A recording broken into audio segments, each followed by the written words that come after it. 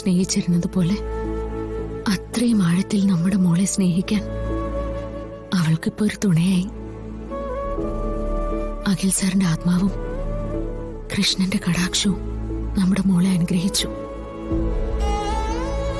അവളെക്കുറിച്ചുള്ള എന്റെ പേടി കുറേ കുറഞ്ഞു. പക്ഷെ എനിക്ക് ഇനി എന്റെ മോക്ക് വേണ്ടി ഒരുപാട് ചെയ്തു തീർക്കാനുണ്ട് കേട്ടോ. ആ കടമകളൊക്കെ പൂർത്തിയായ ഞാനും അഖിൽ സാറിന്റെ അടുത്തേക്ക് എത്തും.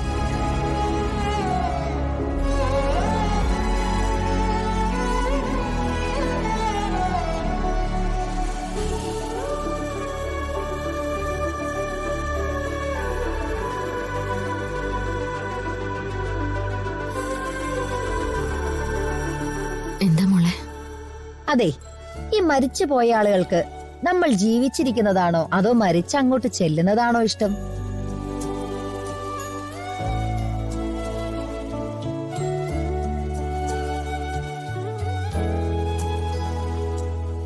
നിയമപുസ്തകത്തിന്റെ കൂട്ടത്തില് ഞാനും കുറെ പുരാണങ്ങളൊക്കെ വായിച്ചിട്ടുണ്ട്. സ്വർഗത്തിലിരിക്കുന്ന ആത്മാക്കൾക്ക് ഇഷ്ടം ഭൂമിയിൽ ജീവിച്ചിരിക്കുന്നവര് സന്തോഷത്തോടെ ഇരിക്കുന്നത് കാണാനാണ്. അങ്ങനെയല്ലേ? അപ്പൊ ചെറിയച്ഛൻ എന്താ ആഗ്രഹിക്കുന്നത്? ചെറിയമ്മ മോളുടെ സന്തോഷം കണ്ട് അവൾക്ക് പിറക്കാനിരിക്കുന്ന കുഞ്ഞുങ്ങളെയും ലാളിച്ച് ജീവിച്ചിരിക്കുന്നതല്ലേ? അങ്ങോട്ട് പറഞ്ഞു കൊടുക്കും മോളെ. ഞാൻ എന്തെങ്കിലും പറയുമ്പോ അത് മനസ്സിലാവാറില്ലല്ലോ. അറിവുള്ള കുട്ടിയായി പറയുന്നേ. ആഗ്രഹങ്ങളൊക്കെ പൂർത്തിയായ പോകുന്നതുകൊണ്ട് എന്താ മോളെ? രാധിക മോള് സന്തോഷത്തോടെ ജീവിക്കുന്നത് കണ്ട ഞാൻ സന്തോഷത്തോടെ തന്നെ കണ്ണടയ്ക്കും. എന്നാ അങ്ങനെ വേണ്ട. ഗായിക ശ്യാമ കുറെ കാലം കൂടെ ഈ ഭൂമിയിൽ തന്നെ ഉണ്ടാവണം.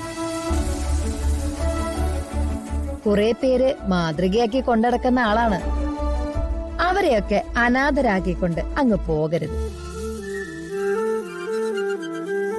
മാത്രമല്ല, രാധികയുടെ കല്യാണം കഴിഞ്ഞതാണോ ഇത്ര വലിയ കാര്യം?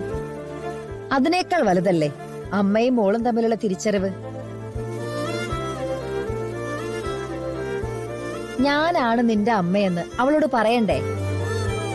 അവൾ അത് അംഗീകരിക്കണ്ടേ? വേണ്ടേ ചെറിയമ്മേ? വേണം.